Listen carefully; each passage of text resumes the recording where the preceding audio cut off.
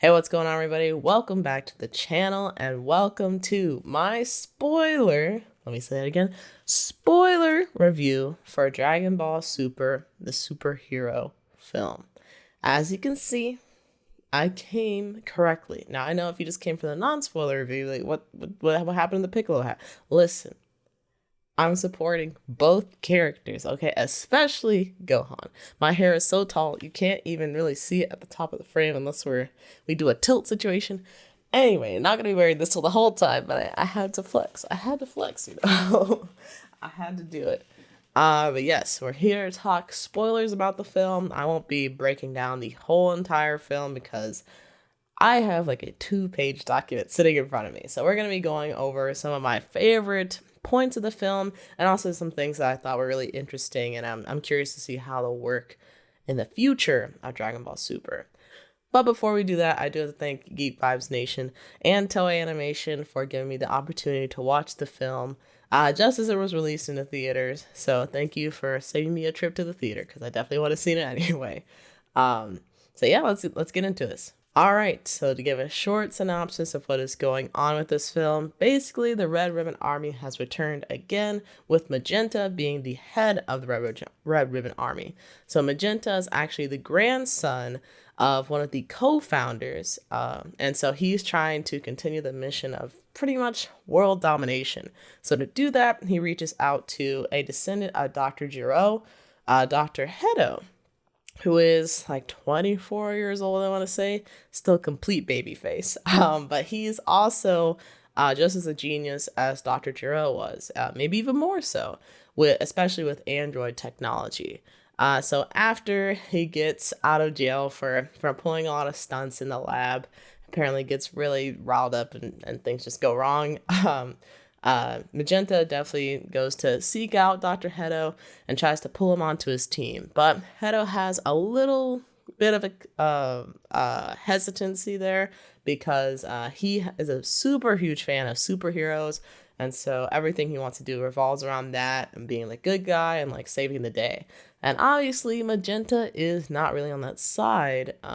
Heroes don't really want to dominate the world. So Magenta tries to spin his story to make it sound like, oh, well, you know, Bulma's Capsule Corporation has aliens working for it, which technically is true with the Saiyans. And these Saiyans have enough power to where if they wanted to take over the world, they could do it. And nobody could do anything about it. And so Dr. Hedo is kind of convinced by that. He's like, okay, you have a point there. Let me see what I can do. So they can start to work together to create an android team that can compare to the Z Fighters. I did make a quick note because while Magenta is trying to get Dr. Hedo on his team, Magenta's assistant, who didn't catch his name, but he kind of reminds me of Johnny Bravo with his hair, so we'll call him Johnny. Magenta's assistant Johnny, he's the one driving the car. He like turns up the radio to put on this epic music, so kind of like a little diegetic, kind of building up the moment, not just for us audience members, but also for the characters, which I thought was pretty funny. But moving on from that, we then get to see Piccolo, who is now training Pan to master her Saiyan powers, which is really great to see because, you know, it's like Piccolo trained Gohan when he was growing up. So to see that, I don't know, is this a family thing with Piccolo? Is he just going to train like Pan's like son or daughter? And then after that, like, that would be pretty interesting, pretty funny to see. But anyway, Piccolo's training Pan. And just after like their training session ends for the day, he gets a call from Videl, and Videl's like, hey, like when Pan gets out of school, can you pick her up? And Piccolo immediately goes to Gohan's house. He's like, bro, what's going on here? Like, why? You kind of act like dad a little bit. He doesn't say that, but it's kind of true, you know? Goku is a loving guy, not the best father. And Gohan is kind of taking in his footsteps a little bit by not picking up his daughter from school and prioritizing his research.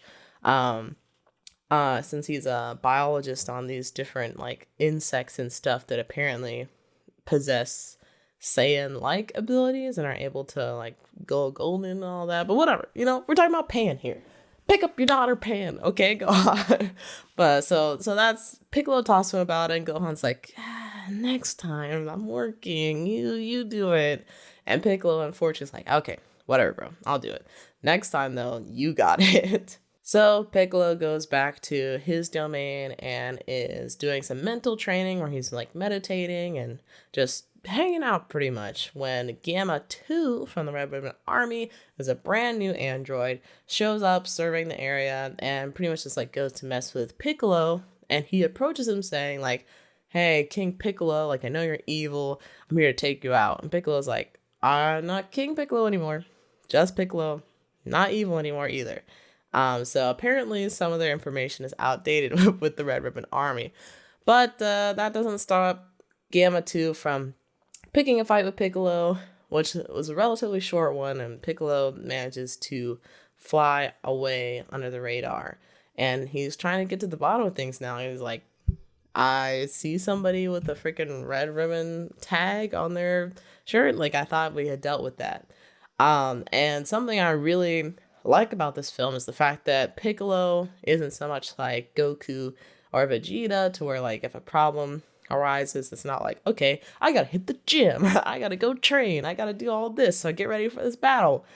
Piccolo goes and does some reconnaissance. He's like, all right, I'm gonna show up, or I'm gonna follow Gamma 2 back to the Red Ribbon Army base, where I think it was under the facade of like Red Pharmaceuticals, but it was Red Ribbon Army. So he goes back to the Red Ribbon Army base.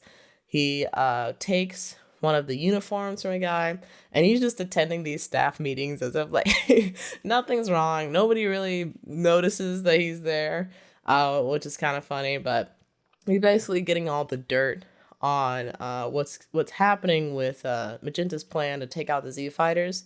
And it's funny because the meeting that Piccolo kind of like slips into, the very first one, they're talking about Goku, Vegeta, and Majin Buu, and them being like these really evil characters. And when they pull up their portraits, they pull up like very like twisted, like evil looking images, just so that way it's really like drilled into everybody, which is funny because like, you know, that's how propaganda works. That's propaganda 101. Make your enemy look worse than you. So Piccolo immediately leaves with this information and calls Bulma, and he's like, hey, where are Vegeta and Goku right now? Because we got a problem. And Bulma's like, oh, well, they're training off on Beerus's planet. And he's like, all right, Bulma, I need you to call Whis so Whis can tell them to get back to Earth. So Bulma tries to find this communicator, which ultimately doesn't end up doing anything. But it was like a funny little exchange with them. But yeah, freaking Goku and Vegeta are on Beerus' planet again. Not too surprising if you're up to date with all the things Dragon Ball Super, at least on the anime side. But the big surprise, at least to me, was the fact that Broly was also on the planet. So apparently Goku and Vegeta are working with Broly so that he can kind of contain his anger so he doesn't just completely lose control whenever he fights or whenever he gets excited for a fight. So that is something that I would love to see explored in the future. Like, could Broly join the Z fighters? Like, he's also a Saiyan, you know, he doesn't have a place to call home anymore at this point. Could Broly be joining the team? There are a lot of potential, like, new teammates that are presented in this film. And as we saw with, I believe it was like the first Dragon Ball Super movie where Beerus was introduced, you know, Beerus is now a part of the show. He's gone through like a couple different arcs with Goku and Vegeta. So I'm hoping that this isn't just contained within the film and also is explored further into the series whenever that happens. So we're cutting back to Earth. Piccolo, you know, he's not hearing anything from Goku or Vegeta, so he's like, crap, I gotta do things myself.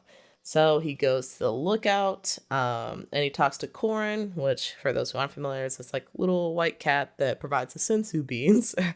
And he's like, hey, Korin, like, I think I might need some sensu beans in the very near future. And Korin, unfortunately, only has maybe 3. It's not as many as you usually get. You usually get like a sack of these beans, but this time he only got a few. So he takes what he can get, and then he goes to talk to Dende. And Dende, he was brought from planet Namek and is now acting as like the kami of the planet. So he's like overseeing everything, and if something goes wrong, like he lets the Z Fighters know, like, hey, something's happening over here. Y'all should check that out. So Piccolo goes to talk to Dende. He's like, hey, I'm not really sure what to do. Might need to talk to the dragon, so that way he can bring out my the potential power that I have inside of me that I haven't been able to unlock just yet. So Dende actually does something to where he can upgrade the dragon, and I've never seen this ritual done before. He like takes out some kind of liquid. It looked just like water, but I don't know. He takes out some kind of liquid, pours it over this thing that's encasing a like metal dragon, and somehow that's related to Shenron. I don't know, but apparently that works. So then Piccolo goes to Bulma's house directly, where Bulma's actually been collecting the Dragon Balls just like periodically, so that way bad guys like Frieza don't get their hands on them and are able to make wishes. So Bulma will collect them, periodically make a wish, collect them again. Cycles over and over again. So he goes to her, uses the Dragon Balls, and he wishes to have his potential reached as a fighter, and then he gives Bulma the remaining 2 wishes. And I don't know if I'm just like forgetting if this is how Bulma is, but apparently Bulma is very concerned with how she looks. I guess just like as a woman getting older. I don't know. that she was just concerned about not looking old, which she has looked a little bit old in the past. So I guess whatever she's doing is working, because she looks not like a spring chicken, but you know, she looks younger than she did before. So she asked Shenron to make her eyelashes like 2 inches longer and like pretty much do like a butt lift. And then after that, she's like, oh yeah, I could have wished that Goku and Vegeta were back on Earth. Oopsies.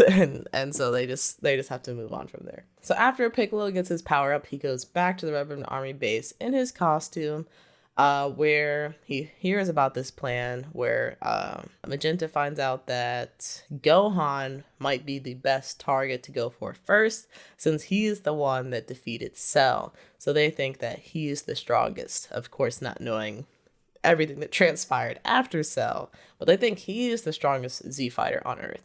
So their plan is actually to kidnap Pan. So Piccolo, hearing this, immediately volunteers to be one of the kidnappers. And when they arrive, Pan, like being very well trained, she immediately recognizes Piccolo's ki or chi, whatever you want to call it. And he's like, or she says, oh, hey, Piccolo, like, what's going on? Like, why'd you bring this big dude with you? Who she immediately, like, kind of knocks out after he approaches her very creepily. And Piccolo's like, all right, so here's what's happening. There's like a little scheme that's going on, but I want you to like, go with it. So hopefully your dad will see it. He'll get mad, and then he'll like get some of his fighting prowess back. And Piccolo's like, all right, let's do it. That sounds cool. So they go with the whole kidnapping plan. Piccolo brings Pan back to the Red Ribbon Army base, where she pretends to be like powerless in these little handcuffs that she could easily break out of. And so then Piccolo and his friend go grab Gohan, and they say, hey, we kidnapped your daughter. And Gohan's like, what? And he pretty much like sinks his house into the ground, which I'm like, we didn't really think about that decision, did we? So they fly over to the Red Ribbon Army base, and that's where the big series of fights that leading to the finale begin.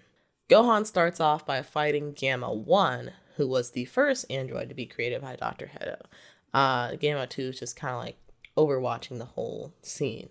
So they're fighting, and Gohan's like powering up to Super Saiyan, and Super Saiyan's not really doing enough, at least not in Piccolo's eyes. So Piccolo is standing next to Pan, trying to pretend to be like the kidnapper, but is also making sure like nothing bad happens to her. He's like, Pan, like, we're gonna do a little acting. I'm gonna make it look like you're in pain. So hopefully Gohan will turn up. And she's like, all right, let's do it. So they do their little scene. He's like, I got your little girl. And she's like, oh my God, that hurts. Stop it, daddy. And Gohan sees it. He's like, what the hell? And he turns up a little bit more. So he goes to, I I believe it's not his Super Saiyan 2, it's kind of above that. I want to call it Ultimate Gohan because that's kind of how it looks. But I can't, I think it is. He goes to his Ultimate Gohan state. And so he's like a little bit more turned up, and he's able to keep up with Gamma 1 a little bit more. And so that's when Edo's like, oh, okay, like this is starting to look a little dicey for Gamma 1. Like, Gamma 2, why don't you get in the mix? And that's when Piccolo takes off his disguise. He's like, all right, listen, we're doing one-on-ones only, okay? We're doing it honorably. So now we got two different fights going on. Now, what's interesting about Piccolo's fight with Gamma 2 is that he's actually trying to talk some sense to him while also kind of beating some sense into him. He's saying like, hey, like, don't you think you're kind of working for the bad guys, kidnapping children and like kind of terrorizing people, blowing up my place? Like, this isn't exactly what heroes do. And Gamma 2 really thinks about it for a little bit. But ultimately, that doesn't stop him from trying to get the one up on Piccolo and ultimately defeating him. But Piccolo, he kind of reaches in deeper and gets like a new power, a new power. So we kind of cut back to when Shinron granted his wish. Shinron said, I add a little something extra for you.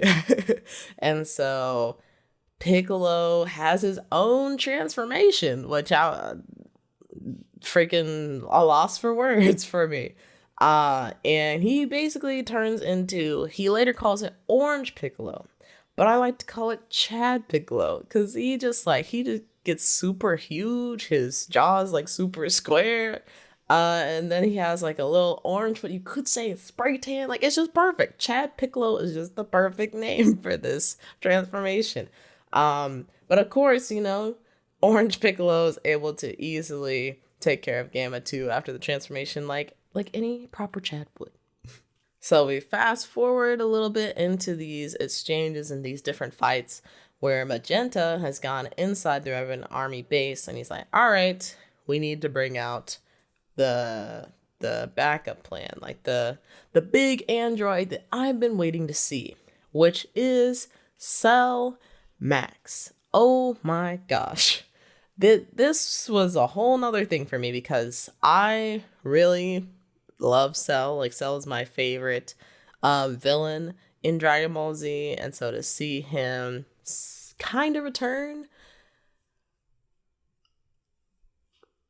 Cell Magenta goes into this lab, and Dr. Hedo is like shortly chasing after him, and we find out that Magenta is also actually an android where he's like from like collarbone down mechanical, at least as far as we know. Never mind, we'll just say that he's mechanical. And so he is trying to turn Cell Max on. Dr. Hedo is trying to stop him, so Dr. Hedo sends one of his androids that's actually a bee to go sting him with this venom that I think just kills people. I'm not exactly sure. We didn't really see Magenta then. But Magenta starts freaking out. He's kind of like losing control of himself. And he just slams down the control like base for Cell Max, which allows him to escape. So then a bigger problem is happening now. But in between this, the Z Fighters and like the two Gammas are kind of at a standstill where they realize, hey, or the Gammas realize, hey, like, maybe we're not being the good guys in this situation. And so while they're hanging out, Bulma shows up with Goten, Trunks, both teenagers, Krillin and 18. So they all show up, which is perfect timing because then Cell Max is released, and he has one of the most epic reveals of power, I guess if you want to call it that, in the whole film, where it's just a big show of power, like a lot of effects and like auras and all of this. Like I think that was probably the coolest like power up in the whole film for me. So Gamma 1 it was, I believe. He tells everybody, hey, Cell Max has a failsafe because we figured Like, just in case Magenta was on some BS, if you hit him in the head hard enough, Cell Max will just explode. So everyone's like, cool, like we can work with that. So the Gammas are working together and Z-Fighters working together to stop Cell Max. So they all try to throw a bunch of key blasts and stuff, and it forms a little bit of cracks, but it's not really doing the damage it needs to do. So after a while of fighting, everybody being tired out, Krillin, he will not escape this. Krillin, he actually doesn't join the fight at the beginning, and he a little bit of a coward, which, that is Krillin, but I expected better for some reason. I expected better. Next arc, I need to see Krillin, like, he needs to do something, because I was a little sad when he left the battle at first, and then came back when he's like, all right, things aren't looking too great. Or actually, no. He's like, I think things are about to end, so let me get my key blasted so that way I could say I contributed. Just like, Krillin, come on, dude. But they think everything's about to end. They throw in like one big key blast, and it doesn't really do anything. So Piccolo goes into orange Piccolo mode, and he actually returns to one of his powers that we saw in, I want to say it's Dragon Ball. I don't think we've seen it. It was either Dragon Ball or early Dragon Ball Z, where he grows to be super, like giant size. And so he's able to kind of like mantle with Cell Max a little bit more. And he tells Gohan, here, this is the last Senzu Bean I have. I need you to put all of your power into one key blast and end this. So while Gohan is powering up, Piccolo is sitting there getting beaten and bruised and mishandled and every other adjective you can think of for just getting the crap beat out of him. And when Piccolo is on the literal verge of death, Gohan's like, oh my god, like I have to do something. And something like awakens and locks, I don't know, something happens within him where he's able to achieve a new transformation. I don't believe we have a name for it yet, but it looks aesthetically close to Ultra Instinct, the way that Gohan's hair turns silver, but Gohan's hair also just like grows like a spike. So if you're familiar with Hunter x Hunter, like when Gon like grows into like a grown man and like his hair just like extends, it's almost like that kind of a comical transformation where it's like comical but also threatening. And his eyes turn red, which I don't think we've seen that since GT, if that was in GT, but oh my gosh, that was a huge moment for me, because like, just seeing Gohan fighting for one thing was a big moment for me, because I'm like, we haven't seen Gohan fight in so long, oh my god. But then to see he got a new transformation, I'm like, whoa, I need more of this. I need an explanation. I want more. I want this applied to another battle situation. I want to see what Gohan can actually do with this power. Unfortunately, that's kind of where the movie ends. He does his transformation, does a huge ki blast, and then Cell Max, he gets bonked on the head, swells like a old battery, and explodes. And that's kind of the end of the film. We do actually get to see, if you stay till the end of the credits, Goku and Vegeta earlier in the film were having a sparring match, and at the end you see that Vegeta actually won because he was using a technique that he saw Jiren doing during the Tournament of Power. So, oh my gosh, there's a lot of emotional moments, at least for me in particular, when it came to this film. And I just really had a good time with it. It's been a while, admittedly. It's been a while since I've been this excited to see Gohan on the screen. And to see him battling and keeping up with the enemy and even pushing himself at that. I don't think you could ask for any more. I don't think you could ask for any more than that. Oh my gosh. But yeah, I would definitely, if you watch the spoiler review just because you kind of want to know what you're heading into before watching a film, some people do that. Even after listening to all this, if you haven't seen the film, I would definitely recommend it. It was a lot of fun. Um, and I think like the one thing for me that might even push me to still go see it in theaters is I didn't get to experience this with other Dragon Ball fans, because I can imagine the brains melting, the freaking the spastic explosions of just energy and passion for these characters as these transformations are happening. And like these are characters that aren't really pushed to the side, but they're never in the spotlight. So to see them in the spotlight, I can imagine there were some very emotional people in the theater. So please do yourself the favor, if you're a Dragon Ball fan, go see this. And I know the animation style and the approach to the animation this time around was something a bit of contention for people who really like the series but don't really like that style so much. I would say that there were maybe a few times where I'm like, oh yeah, like this is a 3D focused animation. But a lot of it really does do justice to the 2D animation style. And even if they aren't able to completely like merge the two, I think they were able to get some interesting things out of it that we haven't seen within Dragon Ball Z or Dragon Ball Super, with them sticking to just 2D. So give it a chance. It's not something that's permanent, at least not to my knowledge. So the next thing we see, anime wise, is probably going to be 2D. So, you know, this is just a little something different. A little something different. We got something different with the characters, got something different with the animation. Just give it a try. Give it a try. Hey. But seriously though, I had a good time watching this, and I think you guys would too. And if you guys are new to anime, I also think this would be a film that you could enjoy and appreciate without being fully entrenched into some Dragon Ball Z knowledge, because they approach it in a way where it's pretty easy for beginners to get the essential information they need just to enjoy the film and understand what's going on. So, oh my gosh, I feel like I had a battle just going through all the things that I enjoyed about the film. Like I'm tired of talking now. But yep, that is gonna do it for me. I'm gonna get back to training, get back to trying to find my Gohan.